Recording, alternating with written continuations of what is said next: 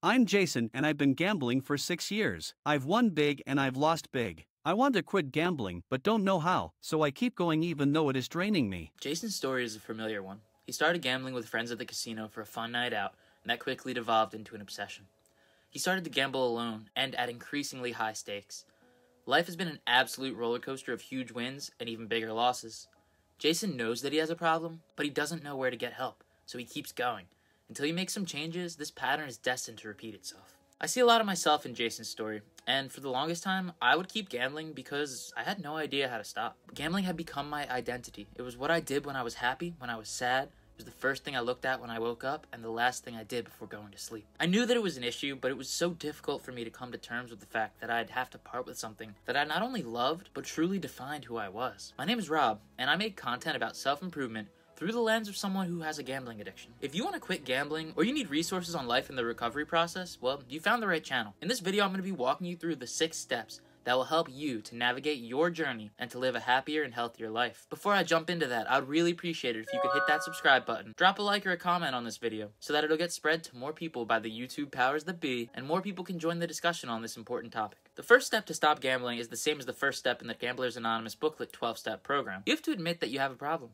This can be a really difficult step, but it's really essential to recognize that gambling has become a problem in your life. You may find yourself spending more time and money than you intended to, or even lying to loved ones about your gambling habits. You could be experiencing negative emotions such as guilt, shame, and anxiety. Once you make the breakthrough and admit that you have an issue, it gives you the motivation to recognize that something actually needs to change. For only seeing the good in the situation and not really being 100% on board with the idea that things need to be different, well, you're going to end up with more of the same. The definition of insanity is doing the same thing over and over again and expecting a different result. If you really want things to be different, you have to actually address the things that need to be changed. Once you admit that you have a problem, the second step is to seek help. There are several options out there that are available to you, including Gamblers Anonymous meetings, calling your national helpline like 1-800-GAMBLER if you live in America, and also watching content created by people like myself who have similar experiences and issues to you. Gamblers Anonymous meetings are held worldwide, and they provide a safe and supportive environment for individuals to share their experience and get help from others who have experienced similar problems. I personally go to a GA meeting every Tuesday night, and I've had a great experience with that. And also you can find meetings through problem gambling subreddits and through searching them out online. Find what kind of support group works for you, but don't go at this alone. Having others that have that shared experience really does make a difference. The third step that you can do is to self-exclude. Self-exclusion programs allow you to ban yourself from entering casinos, betting shops, or other gambling establishments. This can be done online by going to the casino or sportsbook's website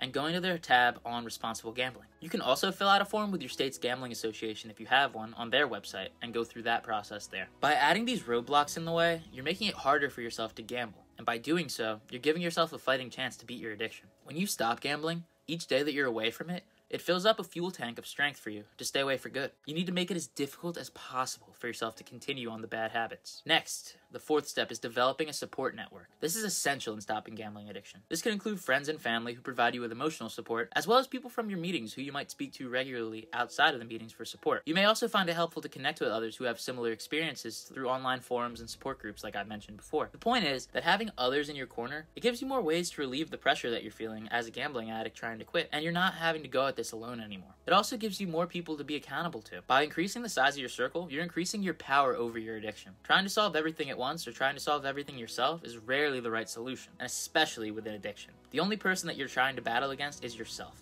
Give yourself as much support as possible in the fight. Next, it is also important to identify the triggers that cause you to gamble. This could be anything from stress and anxiety to boredom and loneliness. It also could be something as simple as driving past a specific sign or building, or being in a location where you might have previously gambled. When you become more aware about the places and actions that signal your brain to crave placing a bet, you can work to develop healthier coping mechanisms and help yourself manage these emotions without turning to gambling. Point is to find ways to dispel your emotions out without pulling out money or making a deposit and starting to gamble. The more you know about yourself and your emotions, the better chance you have at really kicking this and making the right decisions. The sixth step is a really practical one. In some cases, seeking professional help might be necessary in order to stop a gambling addiction. This can include counseling, it can include cognitive behavior therapy, and even for some people, medication. The point is to manage the underlying mental health conditions that may be contributing to your addiction. You aren't gambling for money anymore if you have a gambling addiction. There's something going on beneath the surface that's driving you to the bet. If you're able to get to the root of things and start to make changes in your life, well, you'll give yourself a better chance to live a peaceful and meaningful life. It's important to work with a qualified professional who has experience in treating gambling addiction to ensure that you receive the best possible care. I'm no doctor personally, but I talked to one, and it's been really helpful for me in my recovery. Gambling addiction is a serious issue that can have significant impact on your life and on those around you. However, there are steps you can take to stop gambling and to get your life back on the right track. By admitting that you have a problem, seeking help, self-excluding, developing a support network, identifying your triggers, and even seeking professional help when necessary, you can overcome your addiction and lead a happier and healthier life. Remember, help is available, and you're not alone in this. I'm in recovery just like everyone else that's watching this video. And though there's a lot of work to be done still, I'm making progress by following these steps. I wish the same for you as you begin or continue to navigate your recovery journey. So if that's it for me, thank you for watching, and as always, let's keep getting better together, one day at a time.